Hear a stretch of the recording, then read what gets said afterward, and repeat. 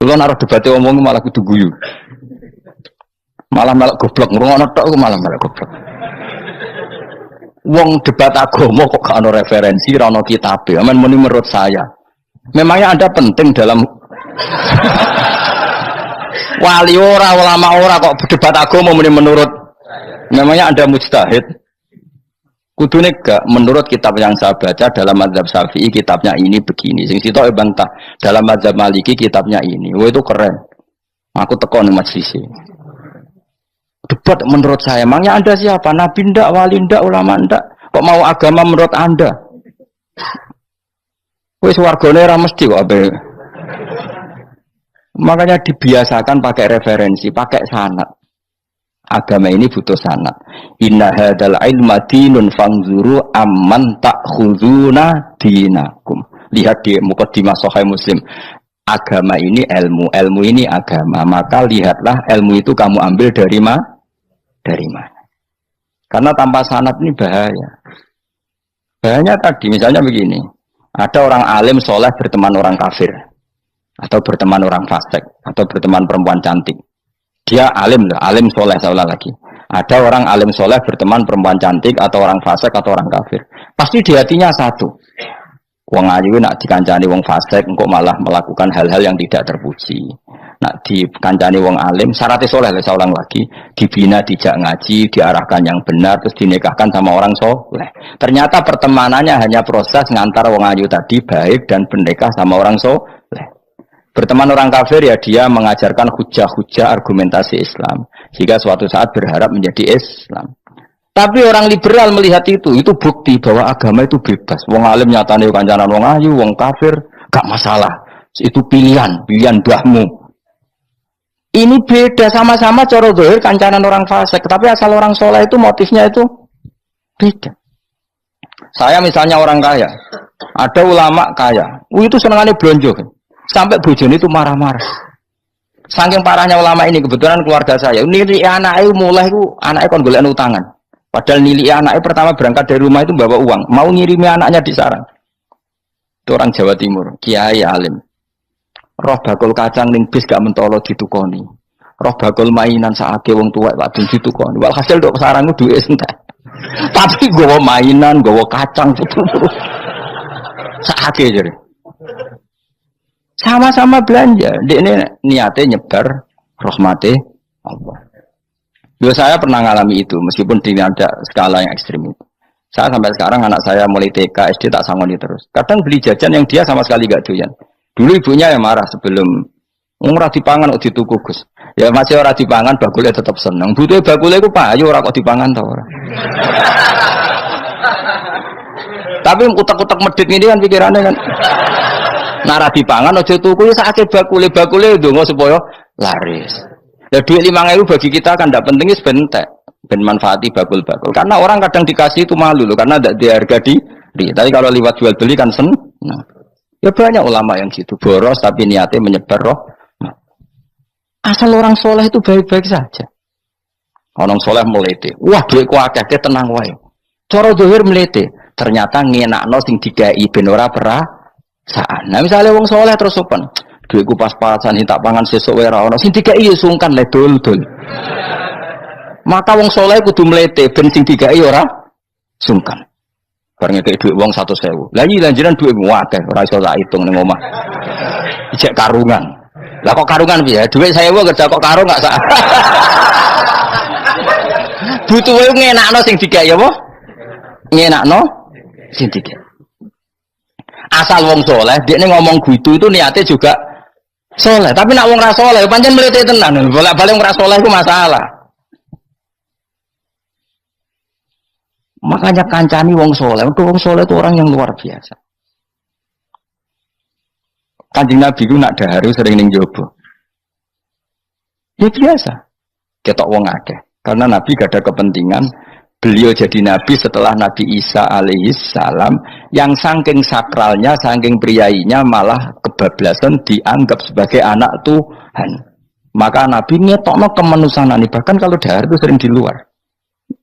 Gue ngetokno nak Nabi itu dah sebagai umumnya kayak apa orang soleh. Lho kula nate berusaha khusyuk iku meneng. Malah nyipi kuwi elek. Mergo aku ora meneng wae wibawa, nak meneng malah buyute wibawa. Akhire wong rawani takok agama. Nak ana ora takok agama terus takok wong liya, takok rugen malah ra karu-karuan. Tapi baru kayak aku sering guyon gejolokan orang berani tanya. Baru kayak berani tanya, ilmu dikembalikan pada ahlinya. Jadi wong soleh ku ngomong terus yo barokah saenak yo barokah asal dekne soleh alim barokah terus. Tapi nak wong ra soleh goblok ya bobo meneng ben wibawa. Nak ibadah anggap wali terus akeh sing sowan innalillahi wa inna ilaihi rajiun. Aneh-aneh wae. Modus iki ngene wae. Lho iya, kaya kasus di Probolinggo, andai kan wong era jubah niku ora ono sing percaya. Dia dipercaya karena modus apa? Kesalehan. Umpama ndekne nganggo kathok seprapat atau pakpon ning pasar, ayo aku bisa gadakan uang, percaya ta ora? Baru kayak jubahan ibu-ibu soleh. Maka sarana kesalehan ini kalau di mata orang enggak soleh, di tangan orang enggak soleh itu bahaya. Makanya kata ulama, kata Imam Haram, kena alim, urip biasa wae. Aja sampai kowe terlalu khusyuk terus nak ngomong dindel, padahal keliru ngomongmu iku. Mergo anti ilmu. Bener kok sampean ini bener. Ora alim wis sepeda motor ya sampai dang-dang sampai rokokan itu wis bener. Kowe ada bebo khusyuk malah bahaya. Dikira ahlul ilmi jebule gloyor napa. Mulane kenapa mlete tak anggap pinter ini. Menutupi apa pokoknya terus dhewe. Jadi itu ada aturannya. Pokoknya yang penting itu soleh alim. Makanya saya berkali-kali cerita, saya punya sanad sampai Sufyan bin Uyainah, itu termasuk gurunya Imam Syafi'i.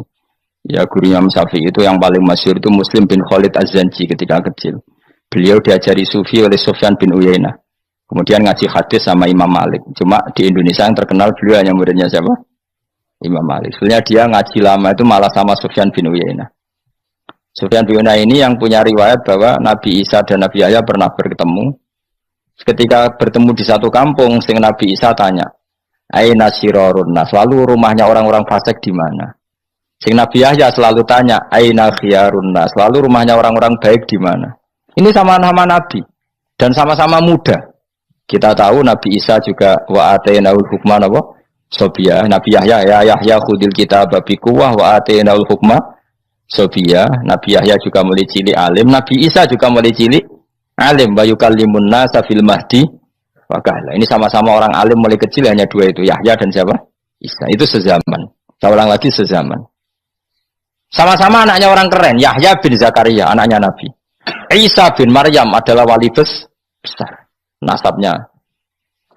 Akhirnya Nabi Isa yang mulai tanya, "Lima tas'al aina khiyarun nas?" Kenapa kamu tanya rumahnya orang-orang baik di mana? Kata Nabi Yahya, kumpul orang soleh itu enak, nyaman. Ya kan nyaman kan kumpul orang soleh, tidak ada narkoba, tidak ada kegaduhan, tidak ada berisik.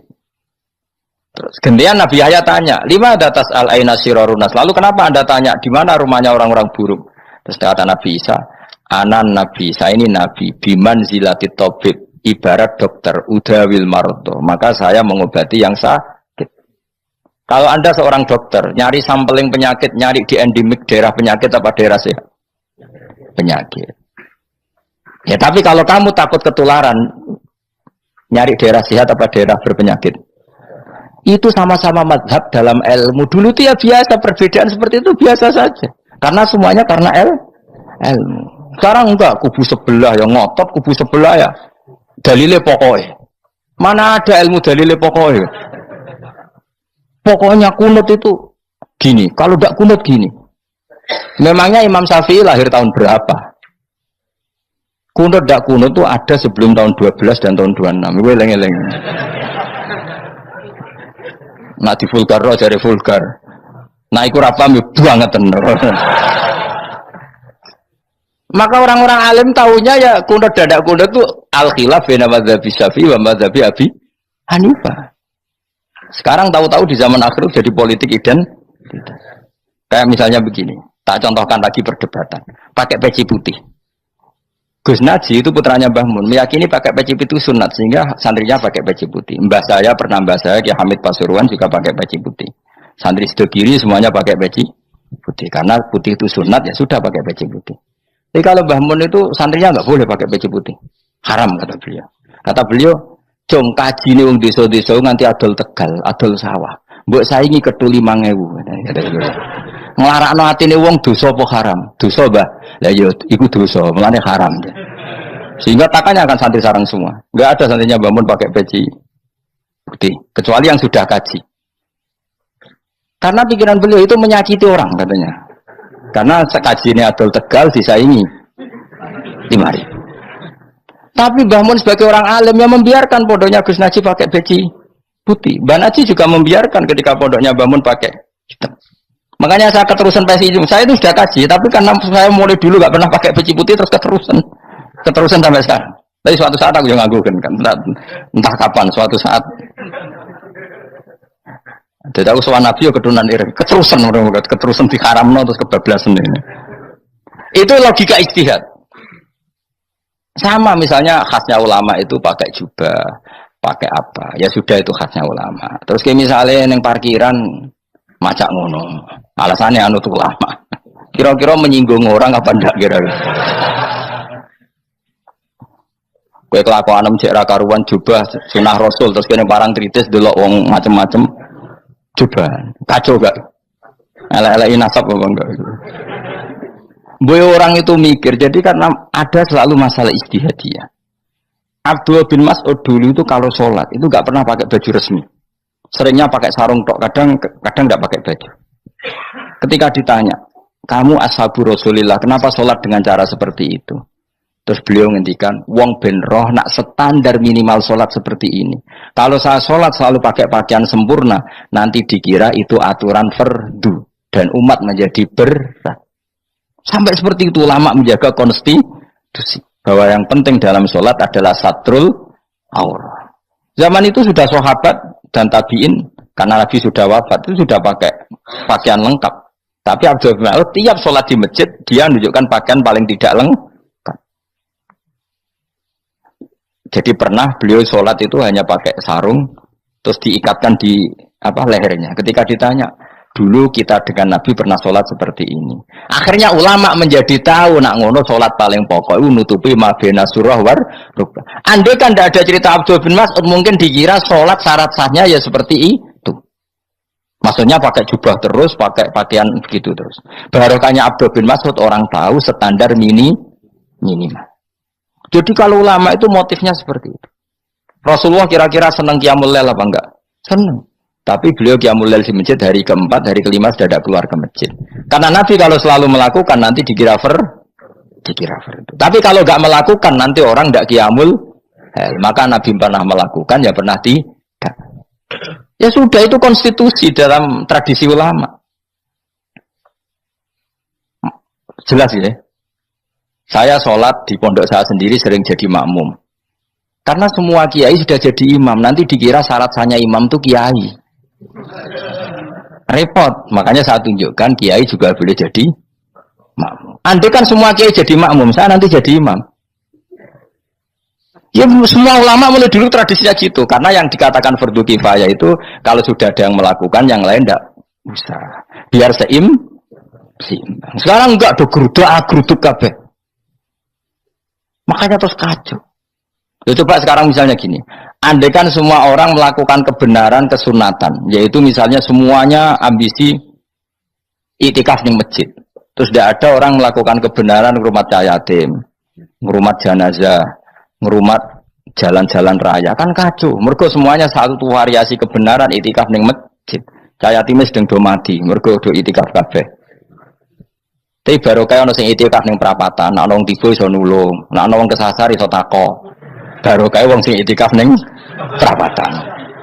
Sayange tuh hitung-hitung barang ku sayange. Sajane niat itikaf ku sah. Nawaitul iktikaf linusratit thoriq. Niat ingsun itikaf nulungi dalan ben nek ono wong butuh. Coba sekarang, orang yang kecelakaan, pertolongan emergensi orang yang itikaf di jalan apa yang di masjid? Di jalan, barokahnya banyak, itu tim SAR gratis. Umpama do niat soleh kabeh bumine pangeran, sah mbok itikaf. Mulai sesuk gak apa-apa, itikaf ning perapatan. Tapi buktikan kamu tidak berbuat macam atau tulisi relawan orang tersesat. Jadi ajane kebaikan itu ada di mana-mana. Makanya Nabi menyatakan kebaikan, orang itikaf ya dikatakan Nabi baik. Orang yang jalan-jalan kemudian ada duri disingkirkan juga disifati Nabi orang baik. Orang yang rumah yatim disifati Nabi orang. Bahkan orang yang hubungan intim dengan istrinya sama Nabi ya disifati orang baik. Sampai sahabat tanya, masa urusan gitu dapat pahala ya Rasulullah? Loh iya, andekan itu sama orang lain kan malah dosa. Berhubung sama istrinya maka dapat pahala. Kayak apa Nabi ngitung kebaikan sekian banyaknya. Tahu-tahu di zaman akhir kubunya saja yang baik. Ini apa-apaan? Ngono iskal deh. Yo mareni yo tobat. Kebaikan adalah sesuatu yang dikatakan Allah baik di kubu kita maupun di kubu sebelah. Mau kubu sebelah ya apa saja. Baik di partai kita maupun di partai sebelah. Maupun di ormas kita maupun ormas sebelah. Karena semua kebaikan otoritasnya di Allah Subhanahu. Ada nabi yang senangane ngurus wong fasik, Nabi Isa. Karena berpikiran nabi itu tabib, ya tabib itu yudawil untuk mengobati yang salah. Ada nabi kayak Nabi Yahya. Karena kalau orang kayak kamu tak suruh ngobati orang fasik, kira-kira katut tak sing fasik tobat. Cara rohin tak cul ngobati wong wayu, kira-kira sing katut sapa? Sing ayu dadi ngaji apa sing ngaji dadi ya ukur dhewe, nak ora kuat niru Nabi Yahya, nak kuat niru Nabi Isa. Tapi kuwi ora nabi masalah. Ya sudah, yang penting roh ilmunya. Bahwa dulu itu biasa. Paham ya? Makanya Sayyidina Abu Bakar jadi wali karena akhlaknya baik. Tapi akhlak baik itu tidak cukup untuk melindungi Rasulullah. Karena ketika Nabi diteror, Abu Bakar tidak bisa berbuat banyak. Sehingga ketika Abu Bakar sudah Islam, Nabi itu masih sembunyi. Sampai ketika lihat Umar gelut di pasar Uqad, dia petarung yang menangan, Nabi berdoa, Allahumma aizal Islam bi Umar. Semoga orang seperti ini itu masuk Islam. Karena ini rapati butuh sopan, ini butuh petarung. Tenan, Umar masuk Islam. Masuk Islam hari pertama sudah Abu Jahal ditotok rumahnya. Kamu lo ganggu Rasulullah Muhammad tak bunuh kamu. Semua orang diparani. Akhirnya bersamaan dengan itu ada khitab fasda bima tu'mar. Akhirnya Nabi berani dakwah secara ala niatan. Barokahnya mantan preman. Jadi kebutuhan Islam banyak. Butuh orang sopan, butuh petarung, butuh macam-macam. Butuh wong lomo, butuh wong fikih sabar itu sakit, ora usah ditambahi. Karena jumlahnya sudah overload yang fikir itu. Itu rasa diproduk sudah masif lah, sudah. Jadi orang kalau gede mau fikir, maksudnya jumlahnya sudah banyak. Jadi itu kayak apa kearifan Rasulullah? Makanya Abu Bakar pertama jadi khalifah. Ketika beliau mau wafat, itu nunjuk Umar jadi khalifah coba. Padahal beliau wataknya lemah tapi menunjuk orang yang sangat kasar, yaitu Sayyidina. Karena beliau insaf, tidak semua kebaikan terwakili oleh orang berakhlak. Kadang kebaikan terwakili orang yang tegas, kayak Sayyidina. Kayak apa insafnya para sahabat? Iya toh, kalau di internal akhlak itu baik, tapi kalau di eksternal ngadepi orang nakal, yang baik itu orang tegas. Coba misalnya ada preman di perapatan, mau ganggu kiai, ikut di santri sopan mau diluk, pusing kan? Tidak di semua antri kayak roken mantan preman, ayo gelut, oh mati orang ninggal popo.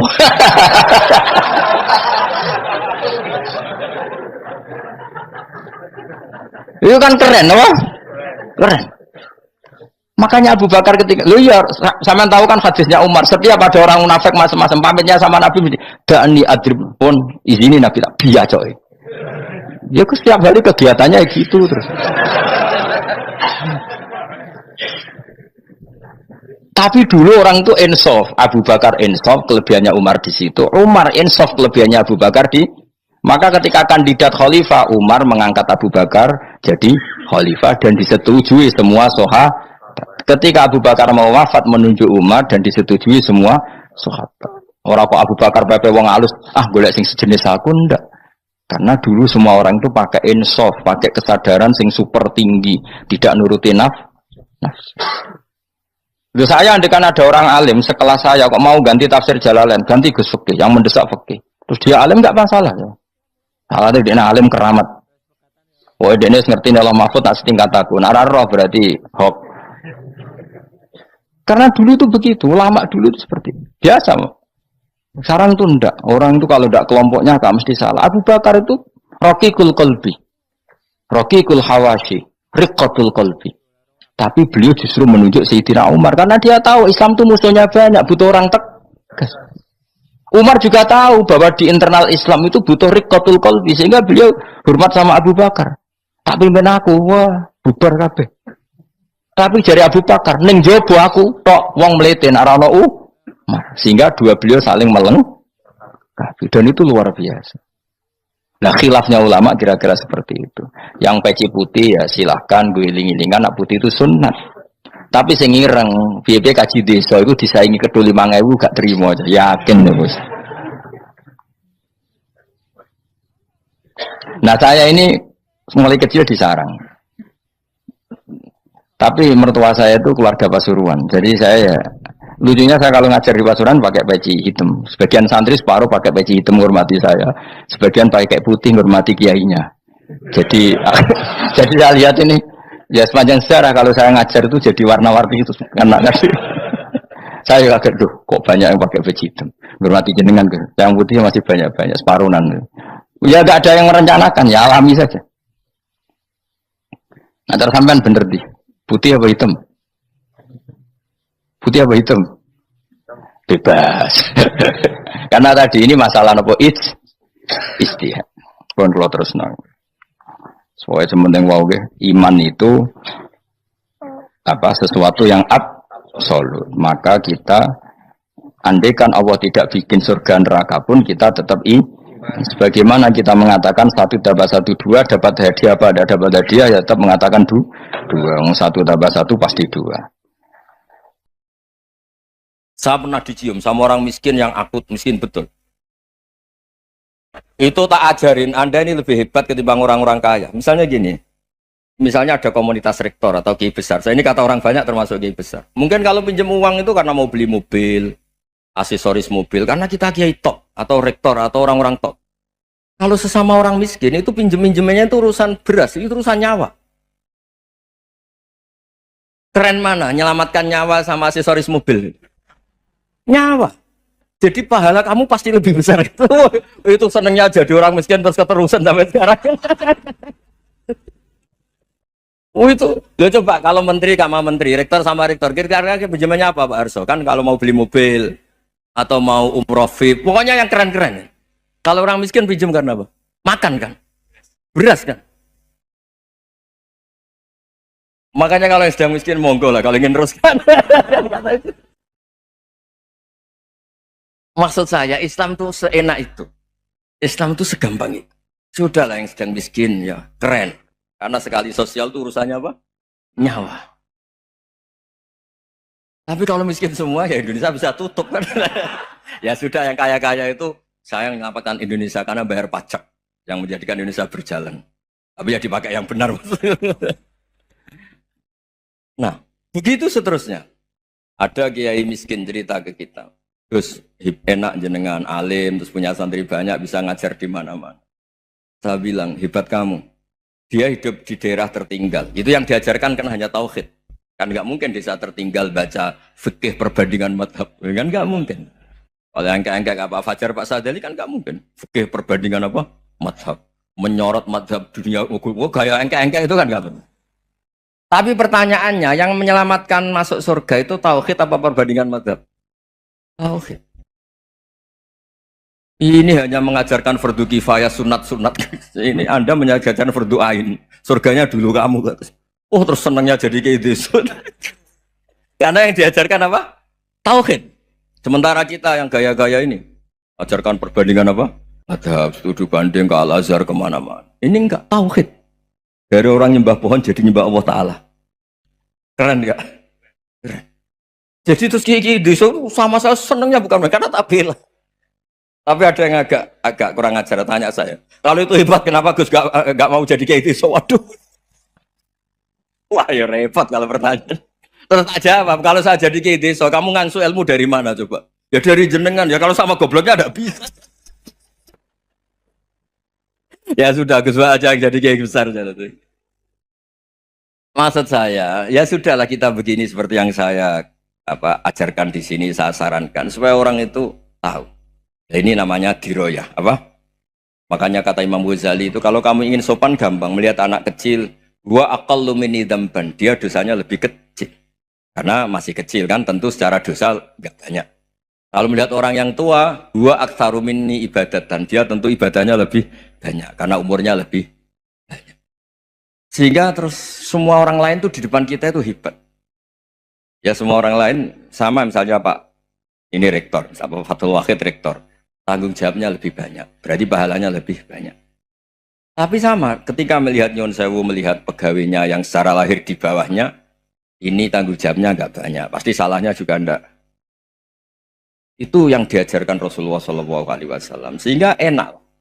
Tapi kalau kita melihat orang lain selalu salahnya, itu pecundang.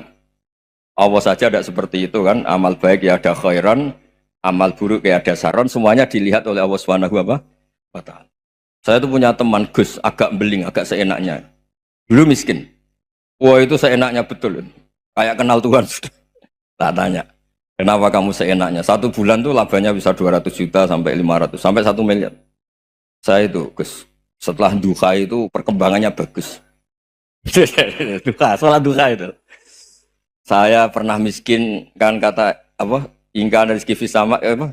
Wa ingkana qalilan, ya kalau fisama fa'anzilu, terus wa ingkana qalilan fakasirhu, kalau sedikit perbanyak. Ini trennya sudah benar semua. Nah, wa ingkana apa? Ya, haroman fatohiru, kalau haram yang kau sucikan.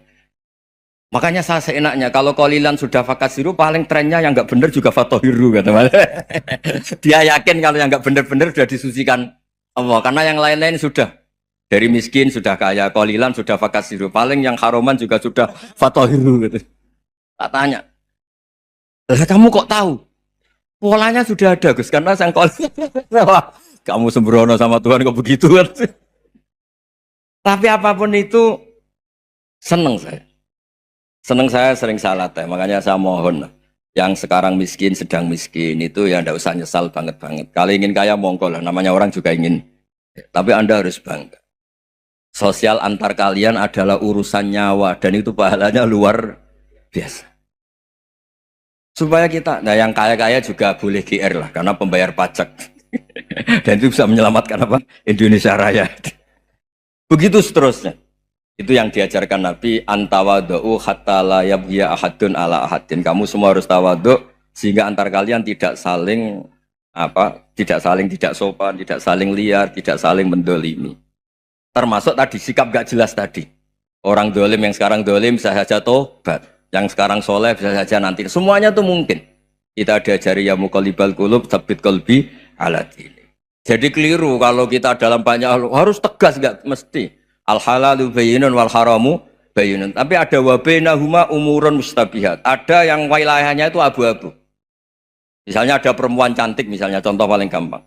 Kalau kamu ajari secara serius, kamu bisa saja tergoda jadi fitnah. Tapi kalau orang soleh gak berani ngajarin, kemudian digunakan orang fasik, malah menjadi orang nakal, kita juga tanggung jawab. Kamu mau tegas gimana? Wilayahnya sama-sama mungkin. Wilayahnya sama-sama mungkin. Yang dekat pejabat mungkin terkontaminasi KKN. Tapi kalau pejabat gak dekati orang soleh, punya perilaku yang gak soleh, yang repot juga Indonesia kan? Nah hal-hal seperti itu kita tidak perlu ngambil sikap. Maksudnya nggak usah ngambil sikap. Ya kita buktikan kalau milih satu madhab, kita buktikan semuanya lebih baik, semuanya lebih bermanfaat, semuanya lebih berperadaban. Karena nggak bisa dihindari wabena humain. Termasuk nyuwun sewu, saya mohon maaf sama mulai Pak Harso, Pak Lutfi sampai Pak Fathul Wahid.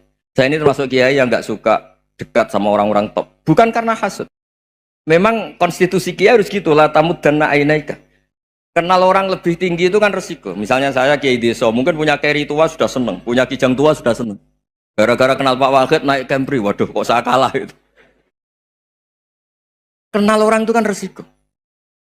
Mungkin dosen-dosen sini kalau kenal saya di Rembang juga resiko. Di sini gak ada cium tangan, melihat saya dosen, wah gak enak jadi dosen. Jadi memang harus dibatasin. Sekiranya mungkin orang terus, karena latamud dan nanawa, ainaika ilham. Kamu jangan sering melihat orang lain yang mungkin secara lahir dapat nikmat yang lebih tinggi timbang Anda. Kalau kamu gak bisa ngelola hati Anda bisa hasut, Anda bisa dengki. Paling tidak Anda bisa ada syukur. Saya itu sering didolani pejabat. Juga sering melihat pejabat di TV-TV. Naik mobil aja ada yang naikkan. Bahkan kalau wudhu itu anduk aja ada yang bawa. Itu kalau yang nggak kuat, weh naik jadi pejabat. Ya makanya terus konstitusi Kiai itu mengatur, sudahlah, mata kamu itu kamu batasin. Jangan melihat sesuatu yang potensi ya, potensi menjadikan Anda tidak apa? Syukur. Jadi saya mohon, ini memang konstitusi saya sebagai Kiai, jadi saya, tapi di hati saya tetap akrab. Saya doakan semua untuk UI, untuk semua orang Indonesia kita doakan. Kita ingin semuanya tambah baik, tambah. Tadi katanya mau naik kelas ya.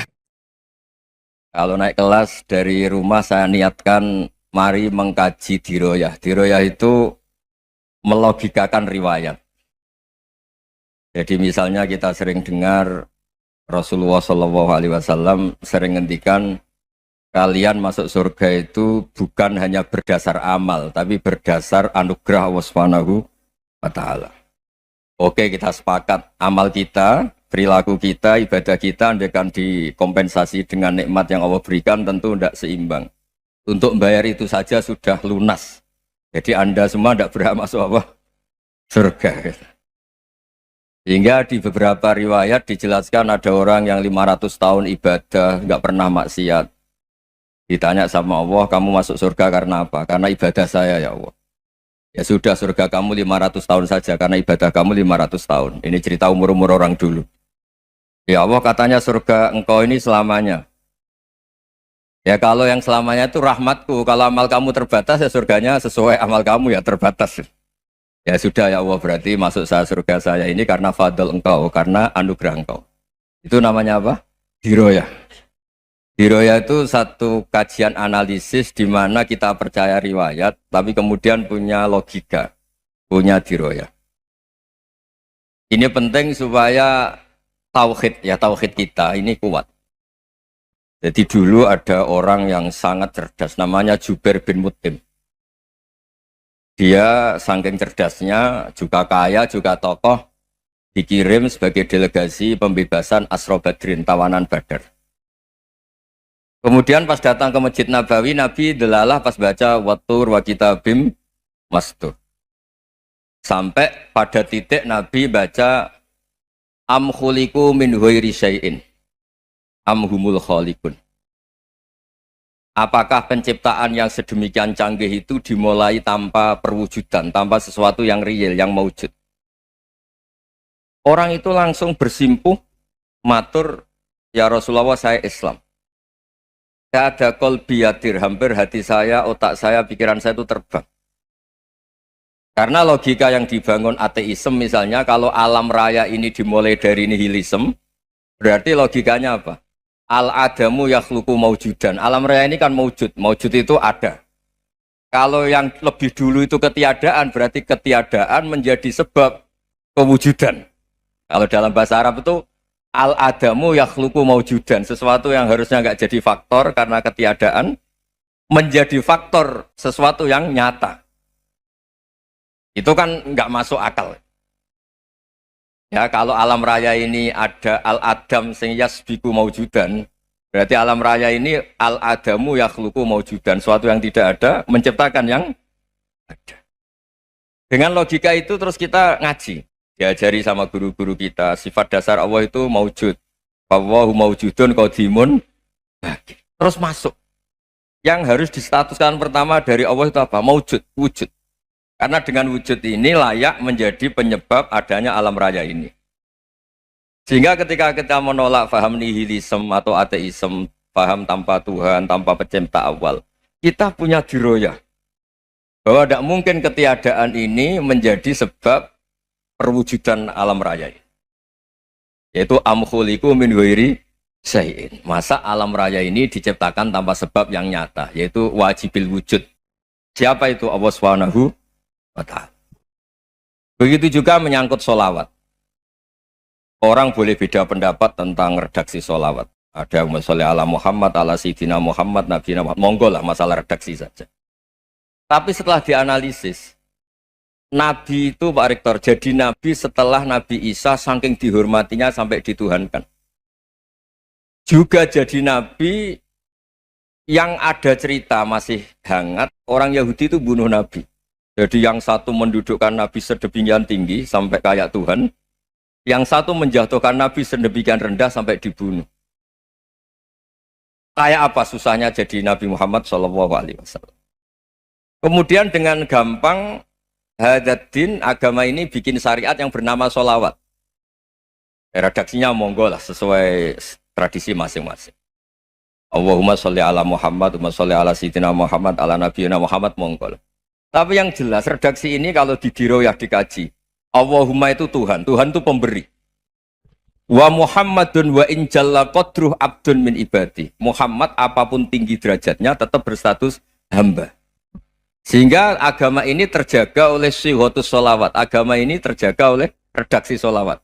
Yaitu Allah tetap pemberi sebagai Tuhan yang enggak tersaingi, la syarikalah. Rasulullah Muhammad wa in jalla qadruh.